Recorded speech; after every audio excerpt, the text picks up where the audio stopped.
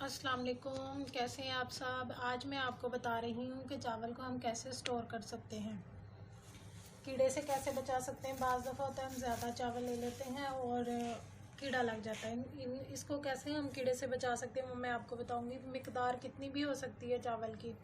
मेरे पास ये तकरीबन 8 से 7 किलो चावल हैं। मैं ये सिर्फ़ आपको बताने के लिए ये प्रोसीजर कर रही हूँ ताकि आपको मैं अच्छे से समझा सकूँ। ये एक बर्तन में चावल है और एक मेरे पास ये खाली बर्तन है।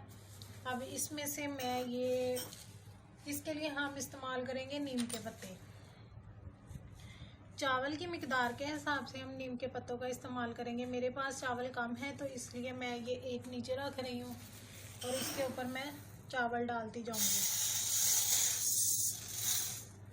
इन सारे चावलों में मैंने नमक को मिक्स किया हुआ है। आप भी पहले नमक को मिक्स कर लें, सादा जो हम खानों में इस्तेमाल करते हैं। ये एक डंडी मैंने इसको पहले धो के वाश कर लिया था, वो मैंने इसमें डाल दिया। इसके ऊपर हम इतने चावल डालेंगे कि ये छिप जाए।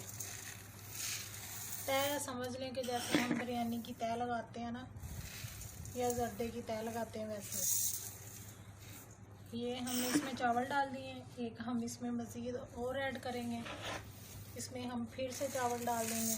प्लीज़ हमारे चैनल को सब्सक्राइब करें, लाइक एंड शेयर करें, फीडबैक ज़रूर दें। ऐसे अगर आप चावलों को महफूज कर लेंगे तो ये तकरीबन 3-4 साल तो कहीं नहीं ना गए, कीड़े से ये बचे रहेंगे।